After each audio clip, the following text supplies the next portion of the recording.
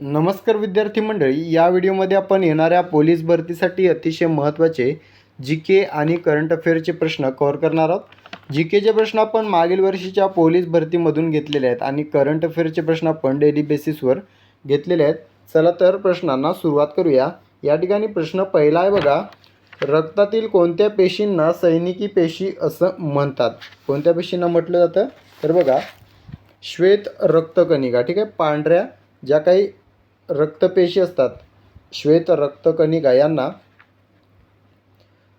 सैनिक पेशी असं म्हटलं जातं। या ज्या पेशी असतात त्या शरीराची प्रतिकारक शक्ती म्हणून काम करतात, ज्या रक्तातील संसर्ग, बुरशी आणि बाहेरील परजीवींशी लढून शरीराचे संरक्षण करतात, ठीक आहे, म्हणून यांना सैनिक पेशी असं म्हटलं जातं, श्वेत रक्तकणिका। आता श्वेत रक्तकणिकेची म्हणजेच ज्या काही पांढऱ्या रक्तपेशी असतात त्यांची निर्मिती कुठे होते? तर अस्थिमज्जेमध्ये, ठीक आहे, आपण काल देखील पाहिलेलं आहे।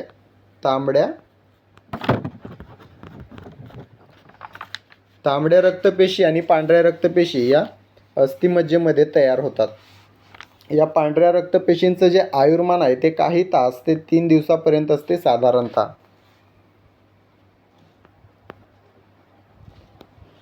त्यानंतर प्रश्न आहे, आम्ल पर्जन्यासाठी जबाबदार घटक कोणता? कोणता तर बघा, ऑप्शन क्रमांक डी, NO2SO2 म्हणजेच सल्फर डायऑक्साईड व नायट्रोजन ऑक्साईड्स, ठीक आहे, यामध्ये 2 आहेत, नायट्रोजन ऑक्साईड्समध्ये 2 आहेत, ठीक आहे, सल्फर डायऑक्साईड आणि नायट्रोजन ऑक्साईड्स।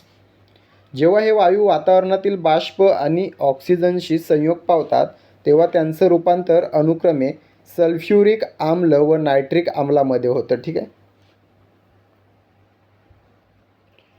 त्यानंतर प्रश्न आहे, कोणत्या प्रकल्पास महाराष्ट्राची भाग्यलक्ष्मी म्हटले जाते? कोणत्या? कोयना प्रकल्पाला महाराष्ट्राची भाग्यलक्ष्मी असं म्हटलं जातं। हा जो प्रकल्प आहे तो महाराष्ट्रामध्ये सातारा या जिल्ह्यामध्ये आहे, कोयना नदीवर, ठीक आहे, कोयना नदीवर आहे। राज्यातील सर्वात मोठा जलविद्युत प्रकल्प आहे। जलाशयाचं नाव अलीकडेच बदलण्यात आलेलं आहे, त्यामुळे करंट अफेअर्सच्या दृष्टिकोनातून हा प्रश्न विचारला जाईल। नवीन नाव काय आहे? छत्रपती शिवाजी महाराज जलाशय, ठीक आहे, छत्रपती शिवाजी महाराज जलाशय असं कोयना धरणाच्या जलाशयाचं नाव करण्यात आलेलं आहे।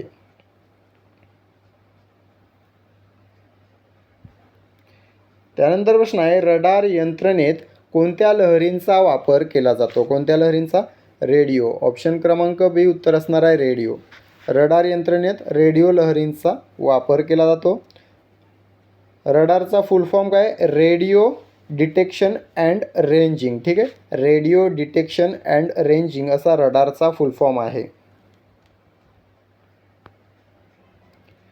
त्यानंतर प्रश्न आहे, film and television institute of India ही संस्था कोणत्या शहरामध्ये आहे? तर ही आपल्या महाराष्ट्रातील पुण्यामध्ये आहे, ठीक आहे, ऑप्शन क्रमांक डी उत्तर असणार आहे। सर्व प्रश्न शेवटपर्यंत पाहिजेत, सर्व प्रश्नांची रिव्हिजन घेतली जाणार आहे शेवटी, ठीक आहे। त्यानंतर प्रश्न आहे, अंदमान व निकोबार या केंद्रशासित प्रदेशांसाठी उच्च न्यायालय कोणते आहे? कोणते आहे? कलकत्ता किंवा कोलकाता उच्च न्यायालय हे अंदमान व निकोबार या केंद्रशासित प्रदेशांसाठीचं उच्च न्यायालय आहे। अंदमान व निकोबारमधील खटल्यांसाठी पोर्ट ब्लेअरमध्ये कायमस्वरूपी बेंच देखील स्थापन करण्यात आलेले आहे, ठीक आहे, पोर्ट ब्लेअरमध्ये कायमस्वरूपी बेंच आहे अंदमान आणि निकोबार खटल्यांसाठी। त्यानंतर प्रश्न आहे, भारतातील भूदान चळवळीचे जनक कोण? कोण आहेत? विनोबा भावे, ठीक आहे, विनोबा भावे हे भारतातील भूदान चळवळीचे जनक आहेत। भूदान चळवळ कधी सुरू झाली हा एक प्रश्न विचारला, तो 1951ला सुरू झाली। कुठे सुरू झाली? तेलंगणामधील पोचमपल्ली, ठीक आहे, तेलंगणामधील पोचमपल्ली या गावातून ही भूदान चळवळ सुरू झाली होती। विनोबा भावे हे रॅमन मॅग्सेसे पुरस्कार मिळवणारे पहिले भारतीय आहेत। 1958मध्ये त्यांना रॅमन मॅग्सेसे हा पुरस्कार मिळालेला आहे। पहिले मानकरी आहेत भारतीय म्हणून रॅमन मॅग्सेसे पुरस्काराचे, ठीक आहे। त्यानंतर वैयक्तिक सत्याग्रहाचे पहिले सत्याग्रही कोण आहेत? तर विनोबा भावे हेच आहेत। वर्धा येथे पवनार आश्रमाची स्थापना कोणी केली? विनोबा भावे यांनी केलेली आहे। त्यानंतर प्रश्न आहे, फुफ्फुसाचे तंतुभवन या श्वसन रोगास कारणीभूत घटक कोणते? कोणते आहेत? ऑप्शन सी अ व ब दोन्ही म्हणजेच सिलिका आणि अस्बेस्टोस. ठीक आहे, अस्बेस्टोस हे दोन घटक आहेत जे फुफ्फुसाचे तंतुभवन या श्वसन रोगास कारणीभूत आहेत.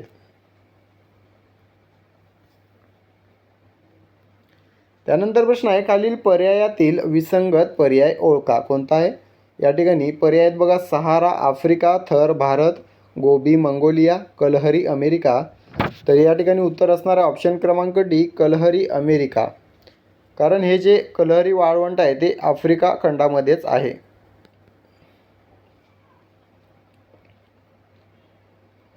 पुढील प्रश्न आहे, त्रिस्तरीय पंचायत राज संकल्पना कोणत्या समितीने मांडली? कोणत्या समितीने मांडली? बलवंतराय मेहता. ठीक आहे, बलवंतराय मेहता समितीने 1957 मध्ये त्रिस्तरीय पंचायत राज ही संकल्पना मांडली.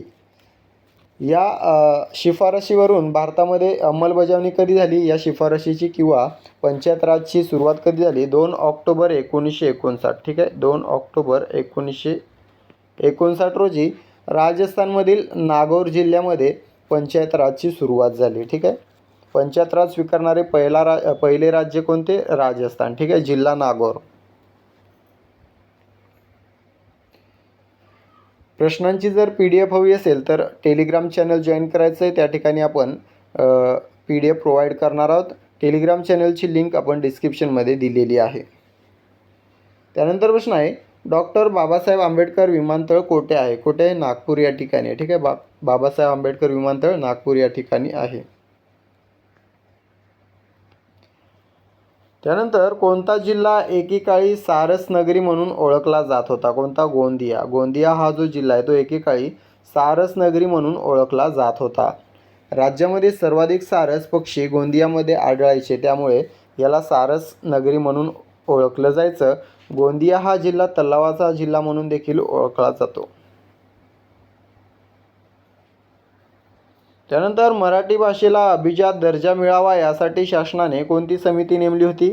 रंगनाथ पठारे. ठीक आहे, रंगनाथ पठारे ही समिती नेमण्यात आली होती.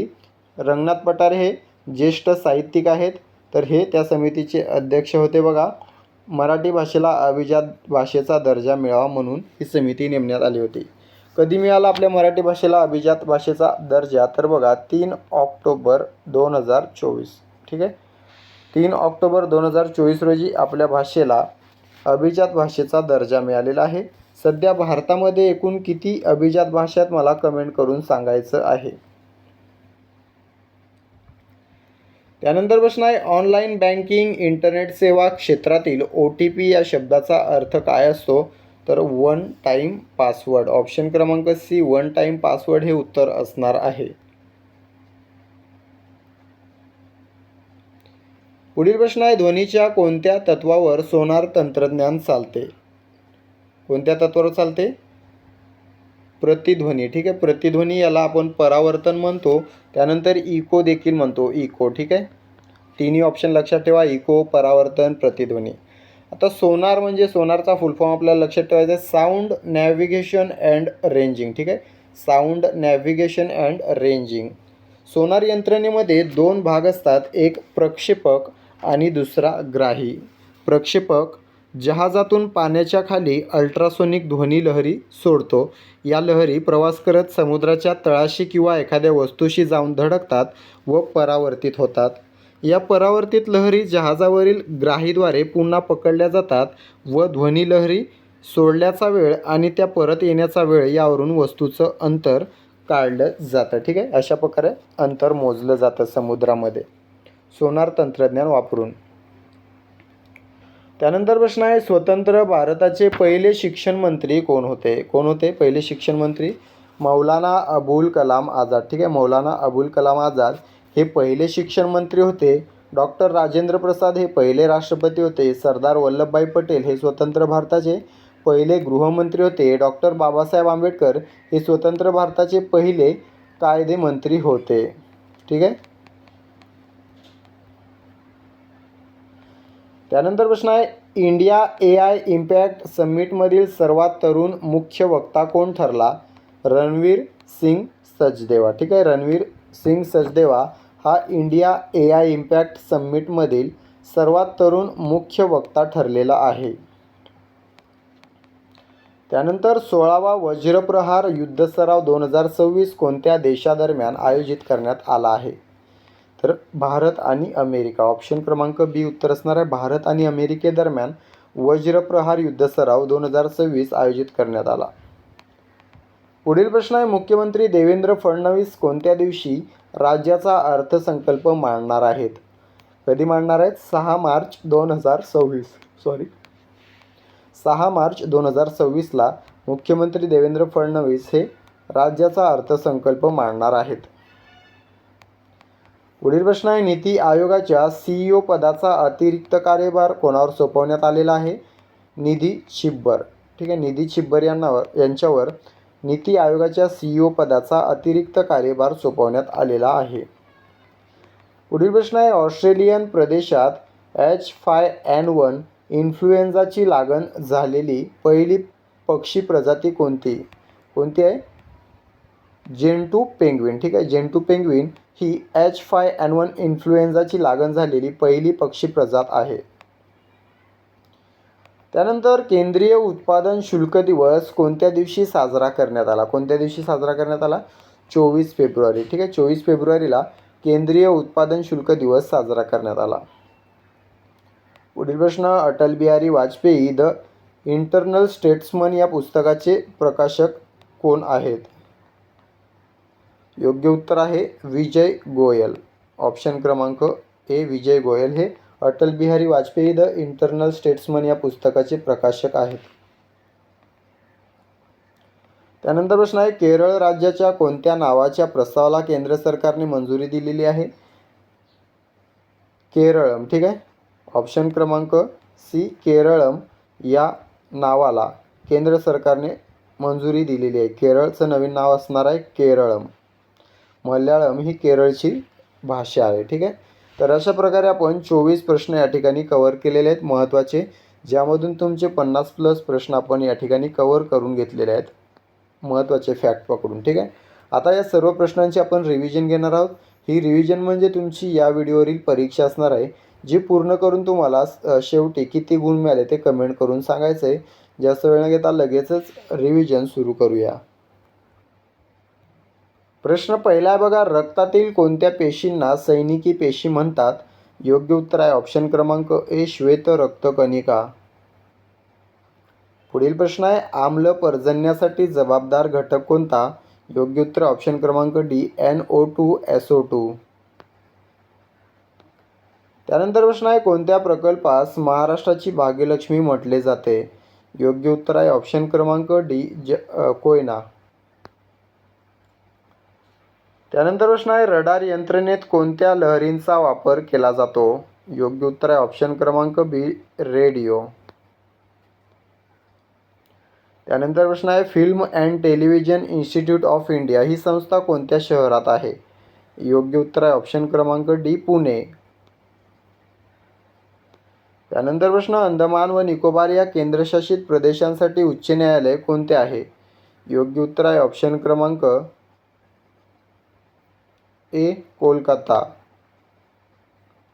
पुढील प्रश्न, भारतातील भूदान चळवळीचे जनक कोण?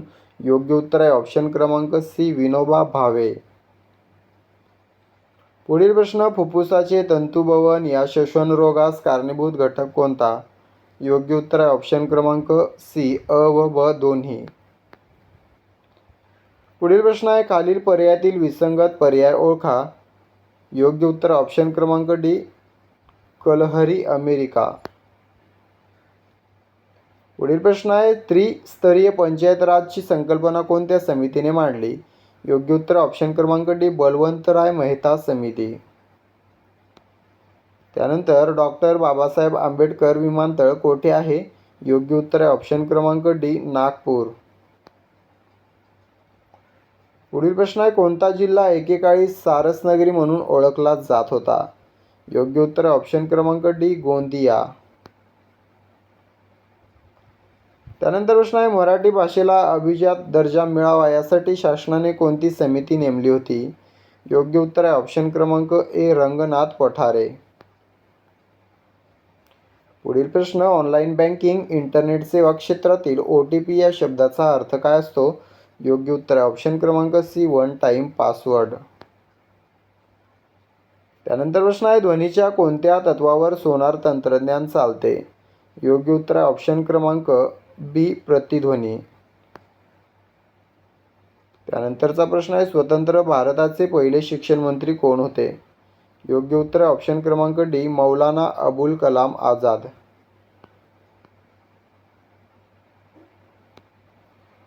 त्यानंतर इंडिया AI इम्पॅक्ट समिटमधील सर्वात तरुण मुख्य वक्ता कोण ठरला? योग्य उत्तर ऑप्शन क्रमांक सी, रणवीर सिंग सचदेवा. पुढील प्रश्न आहे, 16वा वज्रप्रहार युद्ध सराव 2026 कोणत्या देशादरम्यान आयोजित करण्यात आला? योग्य उत्तर ऑप्शन क्रमांक बी, भारत आणि अमेरिका. त्यानंतर मुख्यमंत्री देवेंद्र फडणवीस कोणत्या दिवशी राज्याचा अर्थसंकल्प मांडणार आहेत? योग्य उत्तर ऑप्शन क्रमांक डी, 6 मार्च 2026. त्यानंतर नीती आयोगाच्या CEO पदाचा अतिरिक्त कारभार कोणावर सोपवण्यात आलेला आहे? योग्य उत्तर आहे ऑप्शन क्रमांक सी, निधी छिब्बर. पुढील प्रश्न, ऑस्ट्रेलियन प्रदेशात H5N1 इन्फ्लुएन्झाची लागण झालेली पहिली पक्षी प्रजात कोणती? योग्य उत्तर आहे ऑप्शन क्रमांक ए, जेंटू पेंग्विन. त्यानंतर केंद्रीय उत्पादन शुल्क दिवस कोणत्या दिवशी साजरा करण्यात आला? योग्य उत्तर आहे ऑप्शन क्रमांक सी, 24 फेब्रुवारी.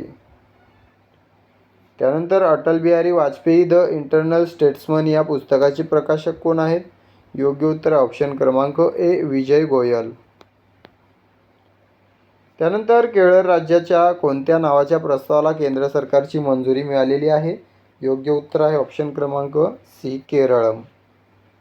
अशा प्रकारे 24 प्रश्नांची रिव्हिजन कम परीक्षा देखील आपण पूर्ण केलेली आहे.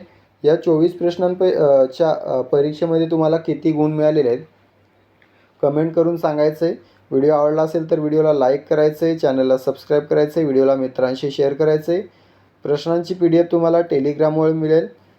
टेलिग्राम चॅनलची लिंक आपण डिस्क्रिप्शनमध्ये दिलेली आहे. ठीक आहे, तिथे जाऊन तुम्ही टेलिग्राम चॅनल जॉईन करायचं आहे. भेटूया पुढील भागामध्ये. तुर्तास थांबतो. धन्यवाद.